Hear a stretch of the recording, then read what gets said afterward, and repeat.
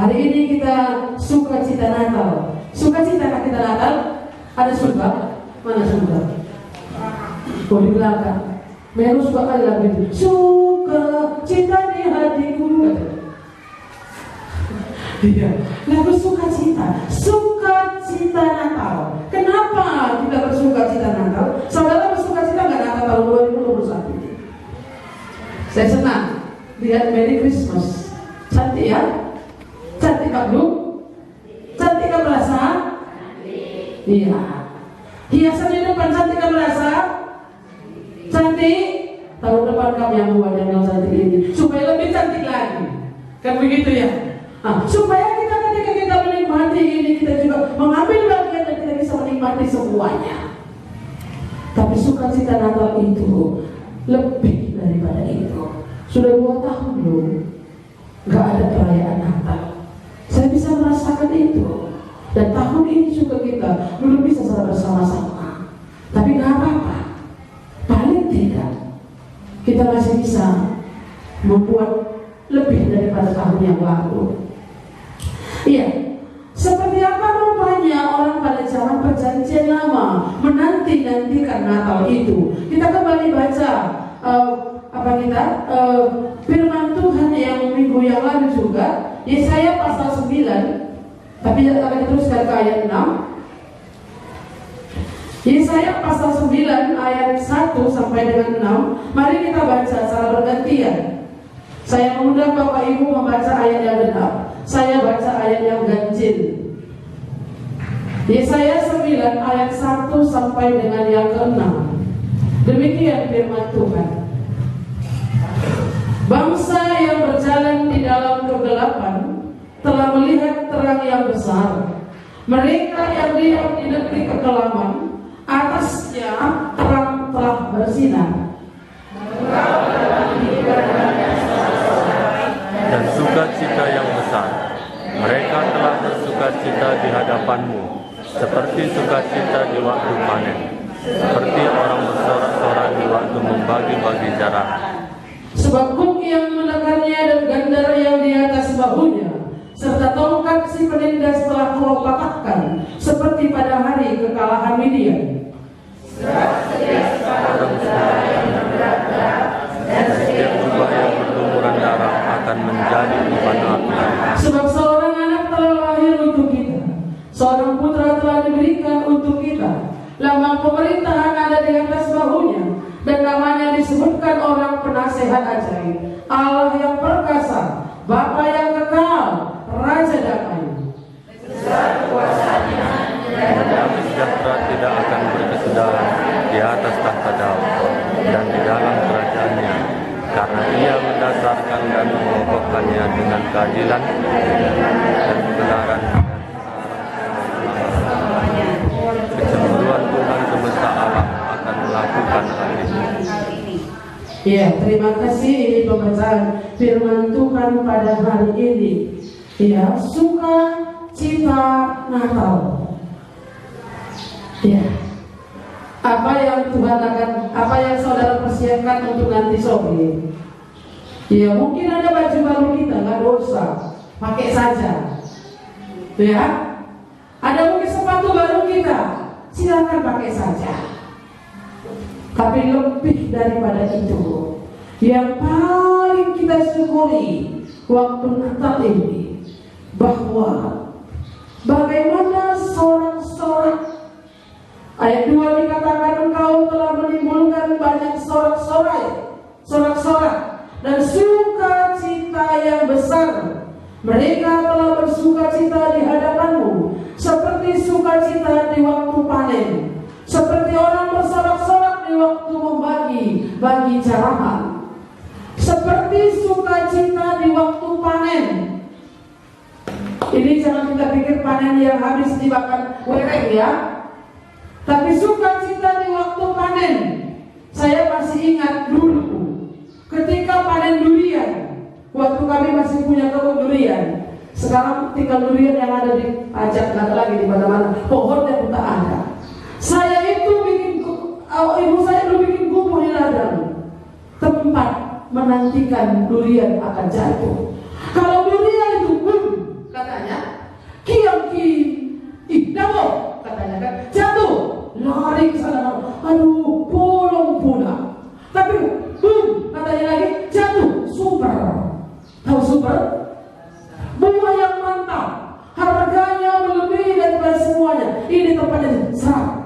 di sana dipindahkan.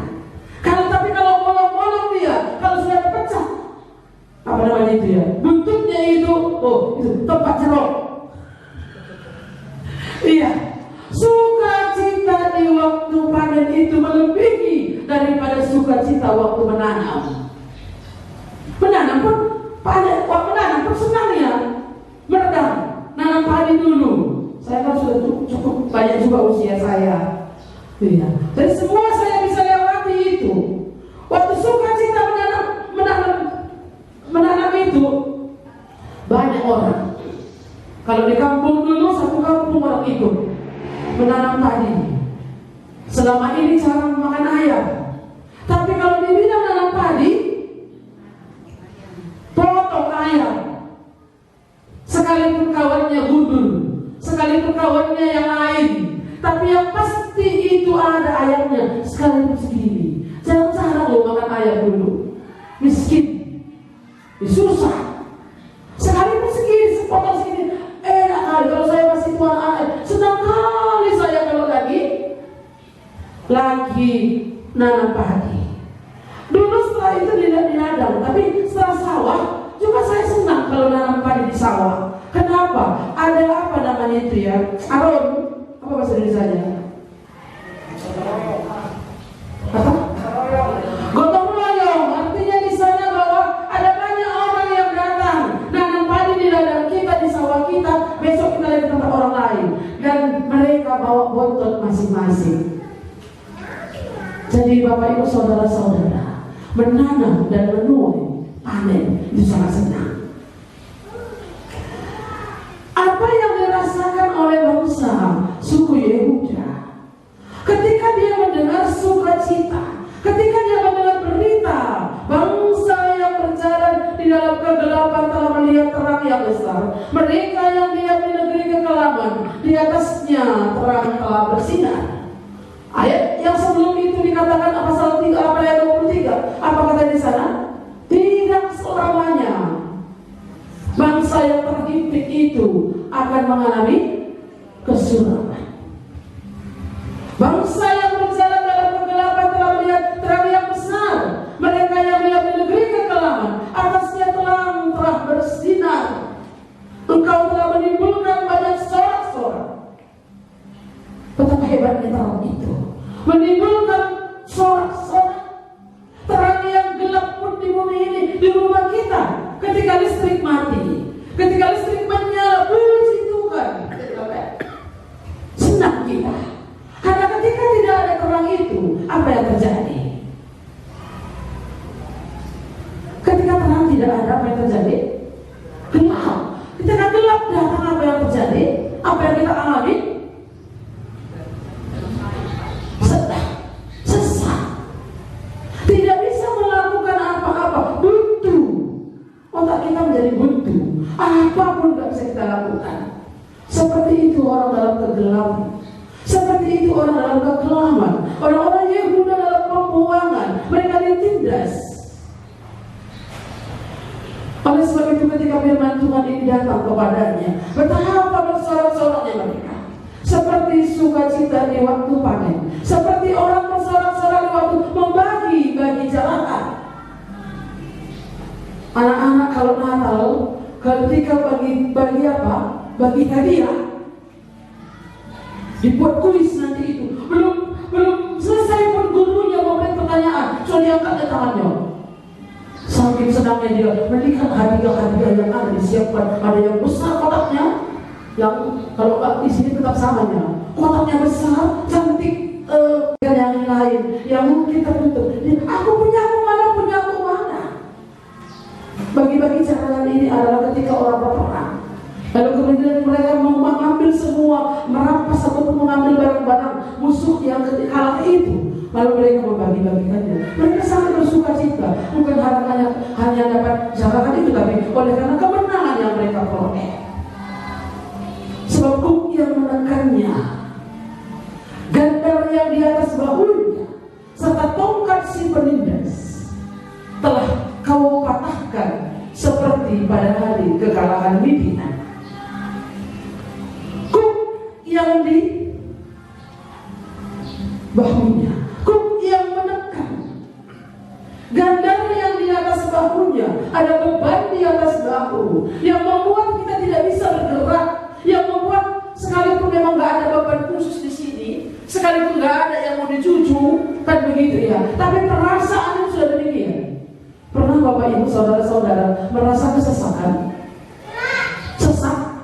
oleh karena masalah, oleh karena keadaan hidup kita, keluarga kita, mungkin karena penyakit, mungkin karena ekonomi, mungkin karena situasi yang lain. Mungkin pernah, saya sangat pernah mengalami kesesatan yang sangat sesat.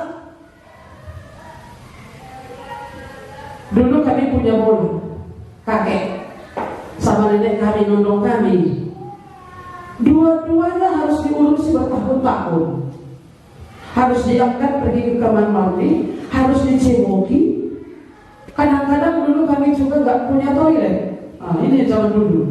Lalu kemudian ada ember di situ, kami lubangi tempat tidurnya. Duduk di sini, tampung di bawah. Kadang-kadang maaf ya, kadang-kadang nggak kena pula lubangnya.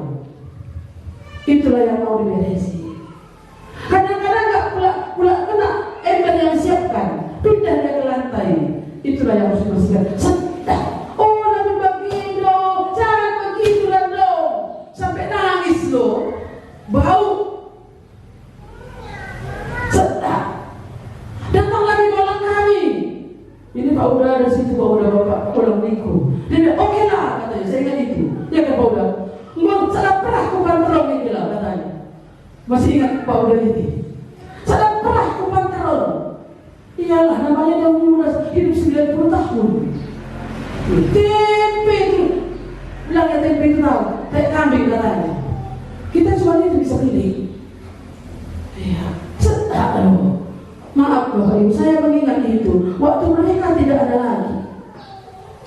Waktu mereka tidak, saya mengalami itu. Ya sekalipun mungkin ini gak cocok, inilah saya alami. Waktu mereka tidak ada lagi, tapi saya syukurnya mereka bisa mendengar Injil.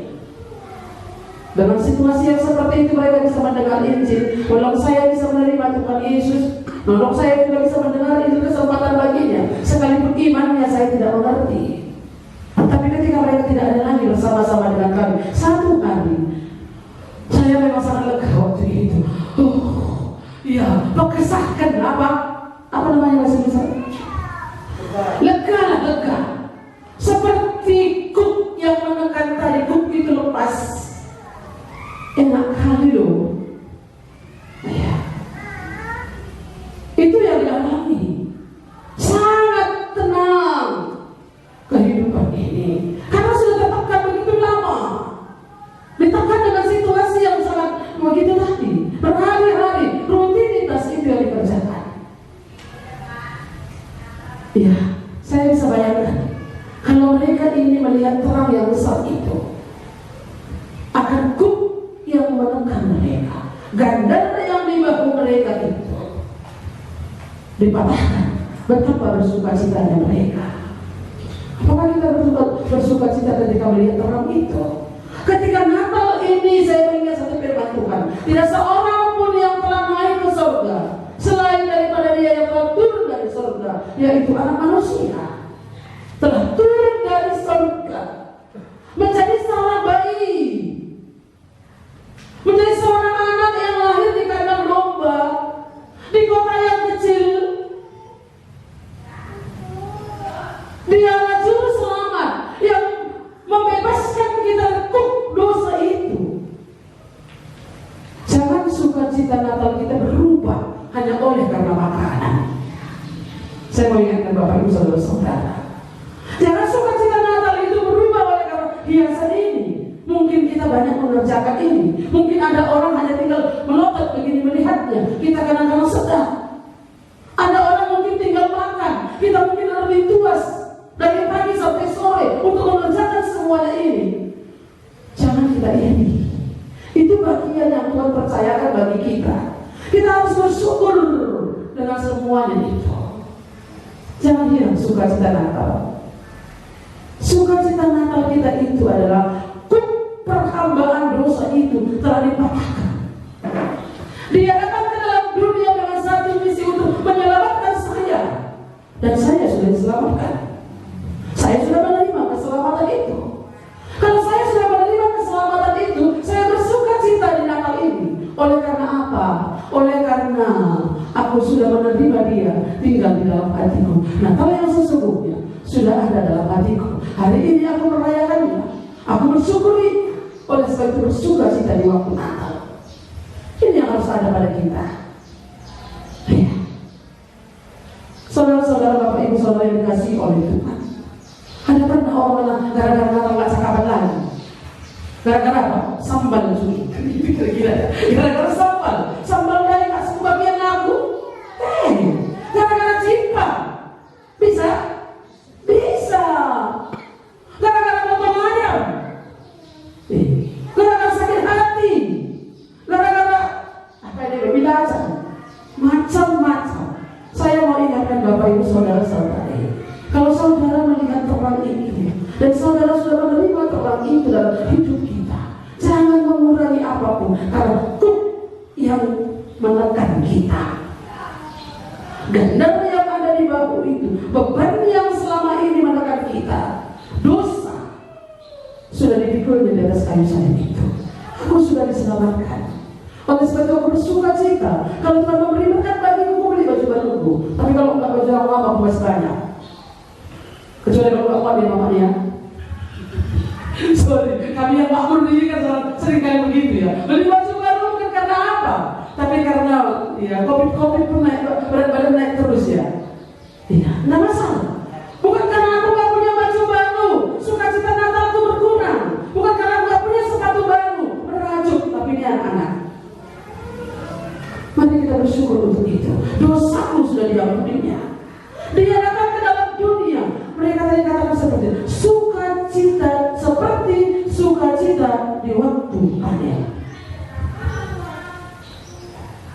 Ya, panen sawit, panen jagung, panen apa lagi? Panen apa saja. Aku gak pernah panen. Kata yang lain pasti panen. Sebab kuk yang menekannya dan gandar yang di atas bahunya serta tongkat si penindas telah kau patahkan, seperti pada hari kekalahan Midian. Sebab setiap sepatu tentara yang bergerak-gerak, mereka mungkin dimusuhi, mereka mungkin datang musuh yang dengan kudanya, dengan tentaranya, dan setiap jubah yang berlumuran darah akan menjadi umpan api. Selesai semuanya. Betapa sukacitanya. Makanya sambut Natal. Lagu sekolah minggu ya, sambut Natal. Sambut Natal dengan sukacita. Sambut Natal dengan hati yang gembira. Kenapa? Karena terang yang besar itu telah datang. Yang menerangi kita, yang gelap musuh kita, hati kita yang gelap, yang kacau. Ya. Yang menindas kita dari dosa. Ini syukurnya kita. Saya hebat juga melihatnya saya ini. Bagaimana dia bersyukur, bagaimana dia beriman melihat terang yang ajaib. Yesus belum datang loh. Kita belum datang Yesus. Di zaman ini dia sudah datang. Bahkan dia sudah naik ke surga menjadikan tempat bagi kita. Tapi mengingat kembali dia pernah datang dari surga ke dalam dunia. Firman itu telah menjadi manusia. Natal itu artinya firman telah menjadi manusia. Ada yang datang dari surga. Yesus datang dari surga. Allah mengutus anaknya ke dalam dunia. Itulah Yesus menjadi manusia. Sehingga kita manusia ini bisa melihat, kita bisa meraba, kita manusia bisa merasakan kehadiran Tuhan. Pada zamannya itu mereka itu, tapi hari ini kita beriman dengan apa yang pernah Tuhan katakan dan tuliskan lewat kitab suci. Bapak Ibu Saudara-saudara yang dikasihi Tuhan, betapa seharusnya kita menyambut Natal ini dengan sukacita. Kenapa? Sebab seorang anak telah lahir untuk kita. Kalau hari ini kita membaca ini, kita mengerti, kita paham. Sebab seorang anak telah lahir, memang telah lahir. Tapi kalau dulu, tapi mereka menuliskan ini. Inilah iman. Seorang anak telah lahir untuk kita. Seorang putra telah diberikan untuk kita. Lambang pemerintahan ada di atas bahunya. Lambang pemerintahan ada di atas bahunya. Artinya apa itu? Dia punya kuasa. Dia adalah namanya disebut orang penasihat ajaib.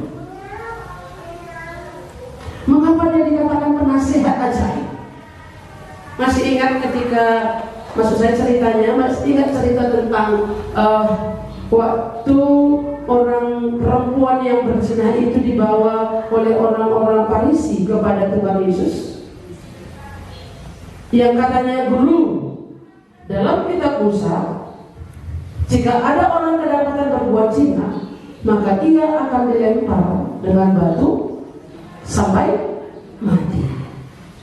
Di situ, ya, mungkin mereka sudah merebutkan itu. Oh, ini tertulis dalam kitab Taurat Musa.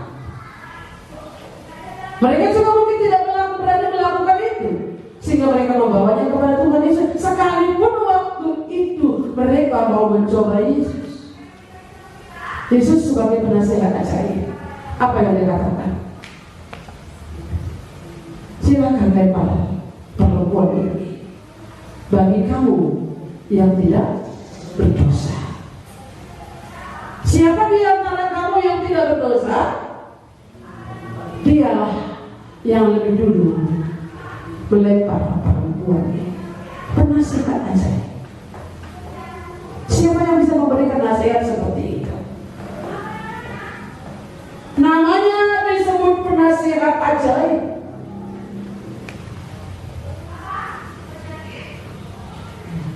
Dalam Kristus ada nasihat.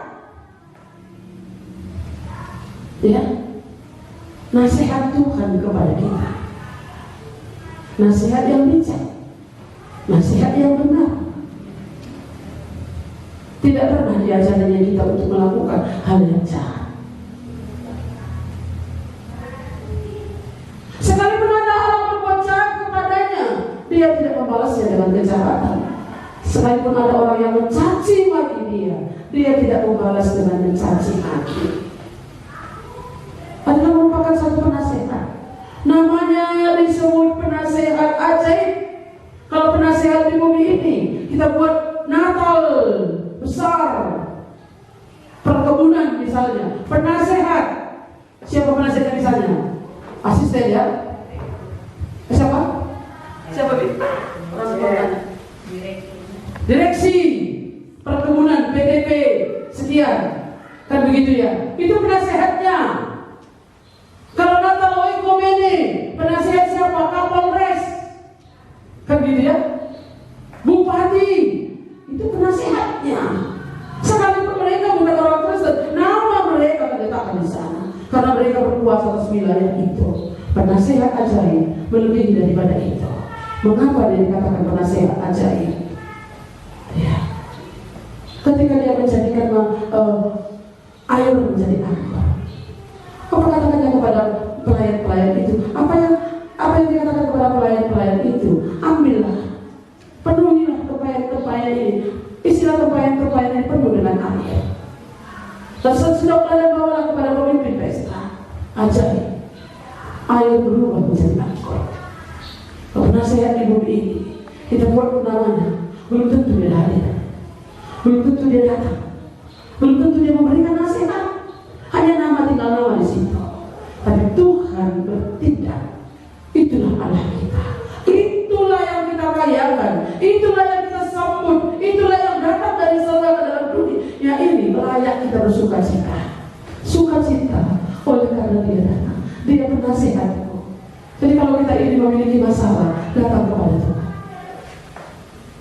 Anak-anak bermasalah, mari kita bawa kepada Tuhan. Biarkan Tuhan menasihati kita. Ya. Yang kedua di sana dikatakan ada namanya disebut orang Allah perkasa. Perkasa itu apa? Perkasa itu kuat. Tak ada bandingannya. Tak ada bandingannya.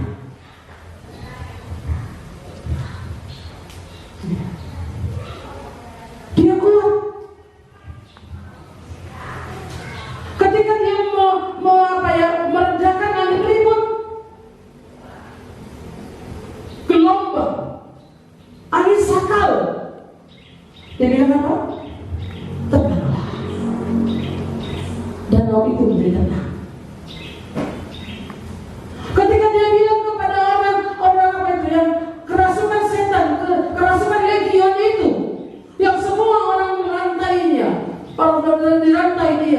semua orang takut kepada dia. Tapi dia itu apa bilang? Dia keluarlah dari orang ini. Kepada setan pun dia berkuasa. Dia punya kuasa. Dia adalah Allah perkasa. Dia bukan hanya Allah yang memelihara. Dia bukan Allah yang menyertai. Allah perkasa, yang kuat, yang bisa mengalahkan setan, yang memberi kemenangan. Dia bangkit dari antara orang mati. Dia menunjukkan kemuliaan Allah. Dia tidak kalah dalam kematian. Kalau saudara pernah menonton film itu ya, kayak film tentang kematian Tuhan Yesus, Da Vinci itu ya, yang ketika dia dibuat gambarannya itu waktu Yesus disalibkan itu, maka iblis itu tertawa. Lambang iblis ya, iblis tertawa. Tapi kemudian datanglah seekor ular, itu lambangnya. Lalu kemudian ada kaki yang diremukkan begitu, dipatahkan, dihempaskan kakinya, kepalanya itu, ular itu dipatahkan. Itu lambang bahwa kuasa maut itu dikalahkan oleh Tuhan Yesus. Dia Allah perkasa, memberi kemenangan. Kekuatannya melebihi daripada kekuatan manusia. Kekuatannya melebihi daripada kekuatan raja-raja. Kekuatannya melebihi daripada segala raja yang ada di bumi ini, pemerintahan yang ada di bumi ini. Dia memberi kemenangan. Bukan hanya menang, tapi dia memberi kemenangan kepada setiap orang yang percaya kepadanya. Maka kita juga yang percaya kepada Tuhan Yesus menang, bisa menang dari dosa. Yang berikutnya disebut sebagai Bapa yang kekal. Saya cuma umur berapa ya punya Bapak? Kelas 5 SD. Berarti sekitar 10-11 tahun. Seperti itulah. Ya 10 sampai 11 tahun mungkin. Saya lahir tahun 66, Bapak saya meninggal 77. Kok benar ya? Saya baru sadar hari ini. Kok sama-sama ya? 66, 77. 10 tahun saya punya Bapak. Itu Bapak yang kekal. Bapakku selama-lamanya. Aku punya Bapak. Makanya saya ketika firman Tuhan bilang, tetapi kamu yang setiap orang yang menerima yang diberi kuasa menjadi anak-anak Allah. Oh, saya bangga sekali. Saya senang sekali. Kenapa aku punya Bapak yang kekal? Aku anak Tuhan. Dia Bapakku. Itu sangat menolong saya.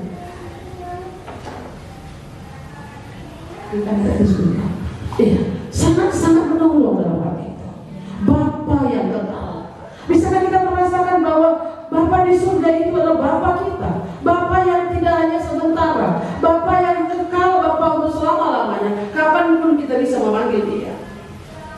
Ketika kita dalam kesesakan, ketika kita butuh sesuatu, bilang sama Bapa kita. Mungkin kita dekat dengan Bapa kita, manja dengan Bapa, tapi itu bukan Bapa yang kekal. Bapa yang kekal, seorang anak telah lahir untuk kita, untuk saya. Coba kita katakan, seorang anak telah lahir untukku. Katakan kepada Bapak Ibu, seorang anak telah lahir untuk saya. 1, 2, 3. Seorang anak telah lahir untuk saya. Namanya disebut orang penasehat ajaib, Allah yang perkasa, Bapa yang kekal, dan Raja damai. Ini yang Allahku, inilah Allahku. Seorang anak telah lahir untukku. Di Natal ini harus kita rasakan itu. Seorang anak telah lahir untuk saya, Juru Selamat, Mesias. Dialah penasihatku yang ajaib. Dialah Allahku yang kuat, yang memberi aku kemenangan. Dialah Bapakku yang kekal, yang tidak pernah meninggalkan aku. Mungkin seorang istri menganggap ketika dia bersuami, pengganti bapaknya adalah suaminya. Bisa saja demikian. Dia begitu dekat, ini ganti sosok bapakku. Tapi itu juga gak kekal. Bapa yang kekal, Raja Damai itu akhirnya, ya, Salom, ya, Raja Salom yang memberikan damai sejahtera, ya, yang memberikan damai sejahtera. Damai sejahtera itu berbeda dengan senang. Damai sejahtera itu memang, makanya tadi di atas dikatakan seperti orang yang bersorak-sorai seperti waktu panen, membagi-bagi carakan. Sukacita yang begitu dalam, damai sejahtera. Yang datang itu memberikan aku damai sejahtera. Damai sejahtera, saya dan David punya damai sejahtera, tidak bermusuhan. Kalau Natal itu ada damai sejahtera. Kali berjud teman duduk pada cakap ini. Sedikit kesalahannya membuat kamu berjud, sedikit kesalahannya membuat kamu gak suka cita lagi. Enggak semua seorang di bumi ini bisa menyenangkan kita, iya kan? Enggak semua orang di bumi ini bisa menyenangkan kita. Suami pun tidak selamanya bisa menyenangkan dia, benar? Istri selamanya bisa menyenangkan bapak ibu. Suami istri enggak bisa selamanya.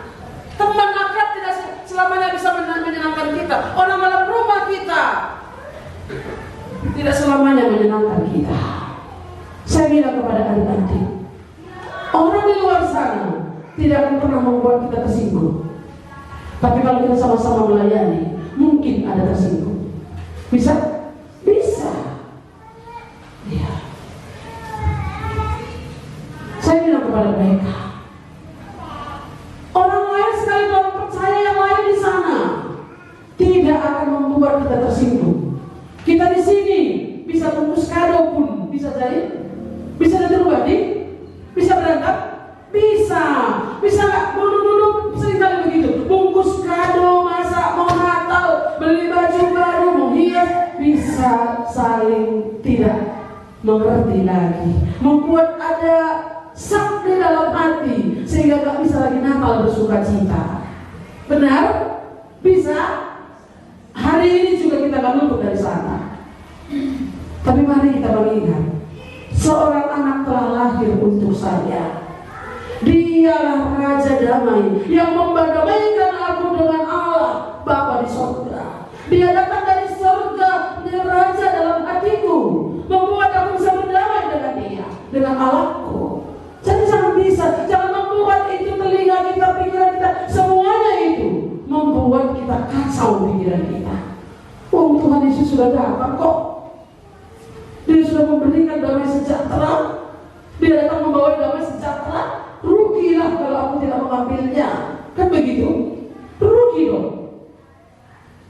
Dia lewat membawa, datang terlalu lewat di bumi ini selama 33 tahun, memberikan damai sejahtera kepada kita.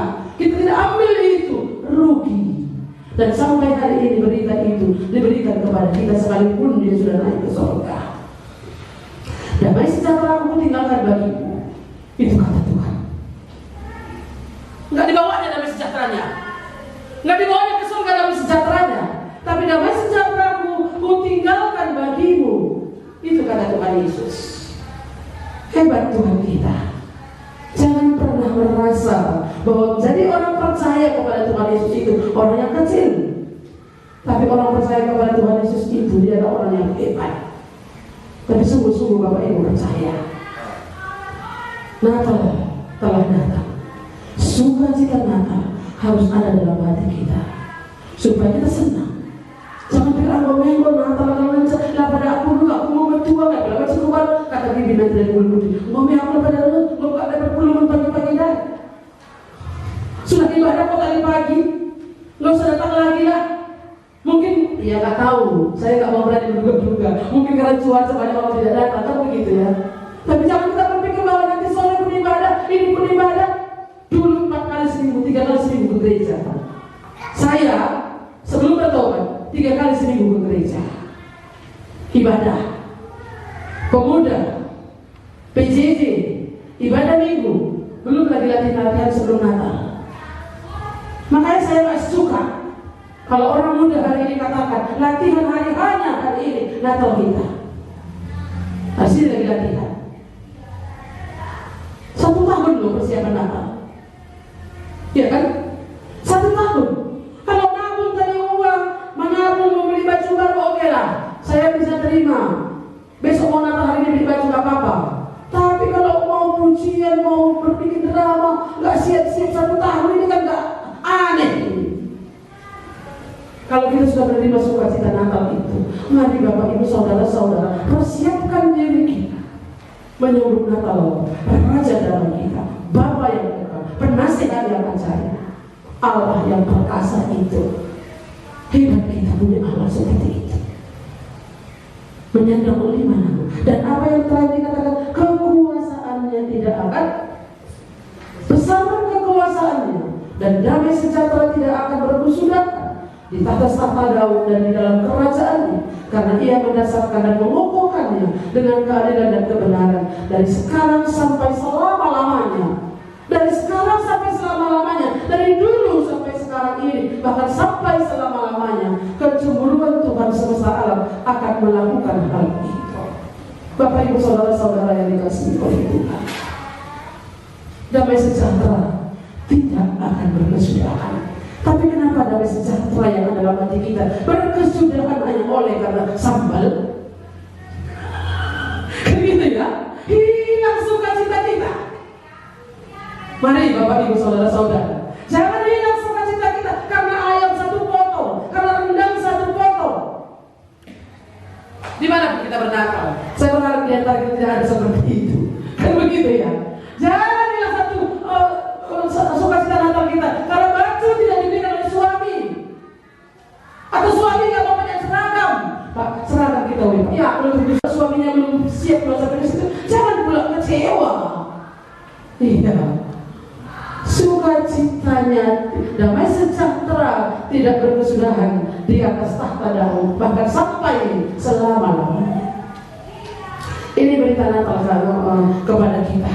Jadi satu yang perlu saya sampaikan kepada Bapak Ibu, mari bersukacita menyambut Natal, merayakan Natal, menikmati Natal bersama. Sekalipun itu Natal dalam hati, itu yang pertama. Menerima Yesus sebagai Tuhan dan Juru Selamat, itulah Natal pertama. Itulah Natal yang sesungguhnya. Kalau nggak ada Natal yang sesungguhnya dalam hati, terong, belacan, sambal, kacang panjang, apalagi ayam, B1, B2 itu bisa membuat kita kehilangan damai sejahtera. Tapi kalau Natalnya sesungguhnya sudah ada dalam diri kita, jangan itu nanti membuat kita ini kacau. Dia telah datang ke dalam dunia, Allah kita, Juru Selamat, yang membebaskan kita dari kuk dosa, yang membebaskan dari tekanan, dari kematian, dari kekuasaan kegelapan, telah datang ke dalam dunia. Dan tujuannya satu, untuk menyelamatkan saudara dan saya, menyelamatkan orang-orang berdosa. Dan kita yang mengambil itu sungguh akan mengalami sukacita yang besar. Mari kita berdoa.